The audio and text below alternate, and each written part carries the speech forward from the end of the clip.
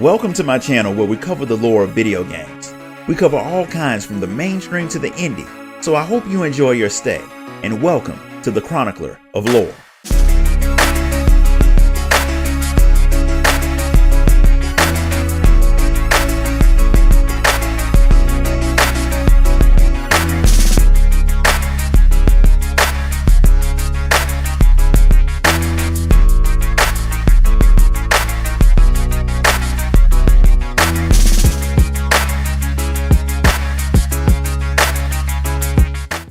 All it really took for Zero to get back on her feet was a bit of food, and she's already recovered by the time Estinian and Y'shtola show up.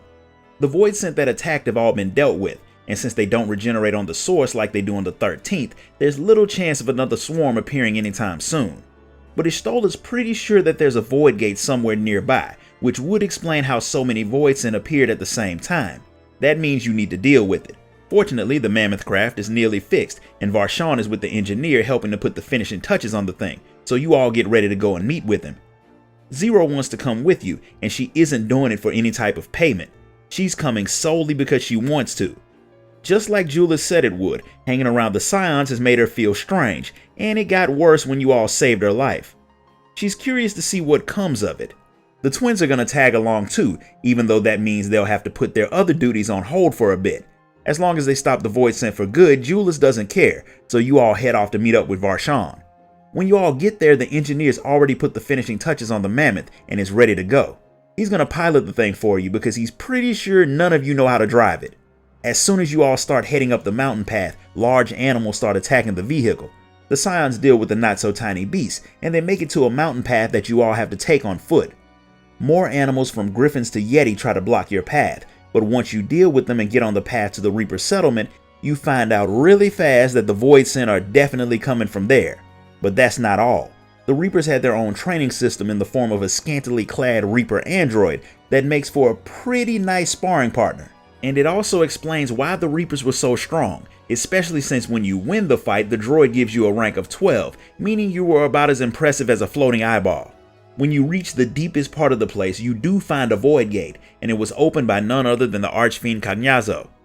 He was waiting for you all because he wanted a good fight. He gives everything he has to bring your group down, and since he's fully stepped onto the source, he is definitely not a pushover, but the Scions defeat the archfiend. Before he dies, Varshan wants the void scent to tell him about his sister and why he felt their presence on the source. The reason was simple. Cagnazzo had used one of Ashdai's eyes to open the portal. The fact that a single eye from a member of the First Brood who had been fighting off the corruption of the Void for thousands of years still had enough ether to open a void gate that could let an archfiend through is a sign of just how powerful those dragons really are. It also means that Golbez is way stronger. Golbez has the answers that you want, but Cagnazzo doesn't think you're strong enough to get him to talk. He wishes he had the chance to see you try, but he played his part and is perfectly fine with finally getting to die for good. He fades away, and with his death, the void gate closes. Varshan gets his sister's eye, but seeing just how much damage had been done to her is not something that he takes well. While he starts trying to figure out what he's going to do next, Alphino thinks it may be a good idea to check the area to see if there's anything there that can be used back at the camp. Alice goes with him while the rest of you try to figure out why the Reapers decided to live in that very unsafe place. The location should have some significance, and whatever it is could have been the reason why Cagnazzo decided to open his void gate there. Way back during the time of the Allegan Empire, Zan had opened a massive void gate with the power of the Crystal Tower. So with the right amount of ether, a void gate could be opened from the 13th side, which explains why the Dragon Eye is nearly completely out of ether.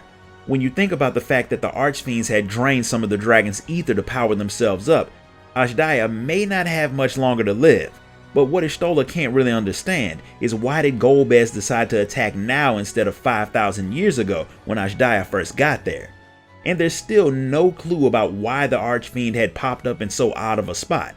Varshan's panicking a little bit, which Estinian understands, but if the dragon doesn't calm down, they won't have a chance of saving his sister. Estinian is okay with giving him a minute or two to get his mind right, but after that it'll be time to get back to business. You all give him a bit of alone time, and you use it to help the twins look for anything useful in the area. Alice's already made sure that there were no void scent left, so you all can gather materials in peace. The main thing that the Garleans need is fuel, and it turns out that the Reaper City was built on top of a whole gold mine of ceruleum, which kind of makes sense. The stuff is the main source of fuel for all things Garlean, and with the Reapers living and training away from the main city, they would have needed that fuel to be self-sufficient. Once you've all loaded up the mammoth with as much ceruleum as you can carry, Varshan finally finishes moping, and he's ready to get back to the search. One good thing that Y'shtola notices about Ashdaya's eye is the fact that it still hadn't been corrupted by the darkness of the 13th, so it's likely that the dragon is still herself, which does make Varshan happy. While the twins would love to keep working with you on your quest, they have their own duties to take care of in Garlemald, but they will keep a lookout just in case another void gate opens. With that said, the twins head off, and the Warrior of Light and her team head back to Razad Han to get ready for their trip into the void.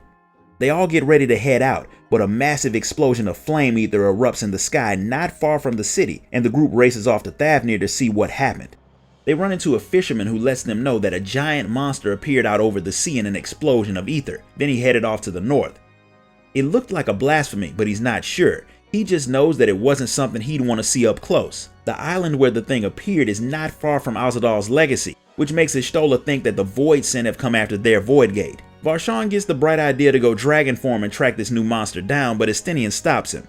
The people are already going to start rumors about another blasphemy, and if they see their leader take off in his dragon form, he would pretty much confirm the rumors and cause the people to panic.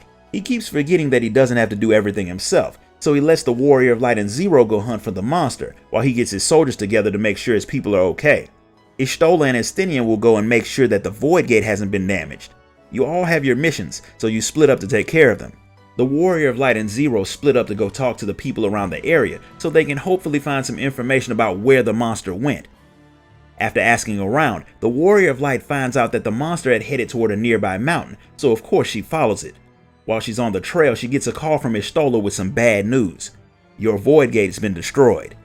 That was why Cognazzo had led you all to Garlemald. It was so the other archfiend Rubicante would have time to destroy your path back into the void. You find him floating and admiring the beauty of the source. He fully remembers the time when his world looked like yours, but he had given up on seeing it again until he met Golbez. That's why he joined him. He respects the fact that you're trying to save the dragon, but since freeing her would interfere with Golbez's plan, he can't let you do it.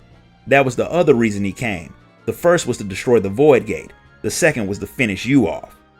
While Rubicante is the strongest of the archfiends, he's still not strong enough to bring down the Warrior of Light. Zero shows up after the battle because of course they couldn't have her help you with the fight. But since you beat him, Rubicante has no problem telling you what Golbez is planning, since he doesn't think there's anything you can do to stop him anyway. When he starts the story, the Echo shows the Warrior of Light a scene of Golbez talking to all four archfiends. Since they were Void Sin who were strong enough to remember who they had been before the world was destroyed, they still want to bring it back. Unfortunately, that's all but impossible, but it doesn't mean that they have to stay trapped on that destroyed world. Golbez wants them to join him on his mission because the Ascians had revealed to him that there were other worlds out there, and if they could break the barrier between their realm and the source, they could escape their never-ending cycle of resurrection. All of the archfiends were down for invading another world, and since they were willing to work with him, Golbez gave them power and the freedom to carry out their own personal goals to help prepare for the invasion of the source. Zero had no idea that Golbez had planned on taking the source, but she's more surprised to hear that the fiends hadn't served Golbez for any reason other than they wanted to. Rubicante had joined the man to atone for failing to protect his world, and even though it'll mean destroying another world, he's willing to do that to save his people. It's more than worth the price to put an end to their never-ending hunger for ether. Zero doesn't agree. Killing someone else just to save yourself seems wrong to her. She's finally learned that not everything has to be traded for, and she'll try to live the way the mortals do, because even if she's trading ether for everything on purpose, she's still just as much an ether-crazed monster as the rest of the Feral Void Sin. Rubicante doesn't think she's all that wrong about Golbez's crew having succumbed to the hunger in a different way, but that doesn't change his mission. Regardless, the Archfiend does tell you that Golbez is on the 13th moon, and that's where he has Ashdaya. He doesn't consider telling you a betrayal since there's nothing you can do to stop Golbez, but he did take Zero's words to heart, and if you can reach Golbez, you might be able to convince him to find another way to save the Void Sin, if that's even the man's true goal. And with that, the last Archfiend dies. Zero's upset that she missed the fight, but she is glad that she got to talk to Rubicante. It put her one step closer to figuring out why she feels so strange. Even though your way back into the void has been destroyed, she does see a bright side. They could have used the gate to bring more void sent to the source, and having them show up so close to Razad Han would not have been a good thing. But you all need to figure out how you'll get back to the void, so the Warrior of Light and Zero head back to the city to check in with the others.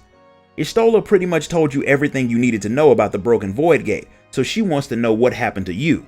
She's not surprised about your fight with the archfiend, but she wasn't expecting to hear that Golbez was planning on invading the source so the void scent would be able to die. If they were just coming over to take themselves out, Estinian wouldn't have had a problem with that, but an entire world full of void scent coming over would be kind of bad for the people, and that says nothing about the damage that would be done to the source if the barrier between it and the void broke. It would be almost as bad as a calamity. The only problem is you can't get to Golbez now that your gate is destroyed. He did sacrifice both of his last archfiends to block you all from the void, so he must not need them anymore to finish his mission. That means you need to find a way back to the 13th as fast as possible. I have a theory about what's going to happen, but we'll discuss that at a later date. Y'shtola heads off to Sharlayan to see what she can find out about getting back to the void, while Estinian goes off to do what he does best, and that's train legs. And Vritra wants to know if Zero will help you all when you find a way back to the void.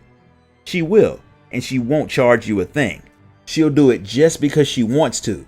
It'll help her figure out her own feelings, but what really matters is you'll have her help, and you'll need it, because Golbez not only has Ashdaya imprisoned on the moon, his base is sitting in the crater that had held Zodiark, which makes me wonder if that is the reason why he's so powerful. Did he consume the piece of Zodiark that was on the 13th? And if he did, what happened to the Watcher? Those are questions for another day, because for now the story's over. If you enjoyed this video, hit the like button, subscribe, ding that notification bell, donate if you can, and I'll see you all next time.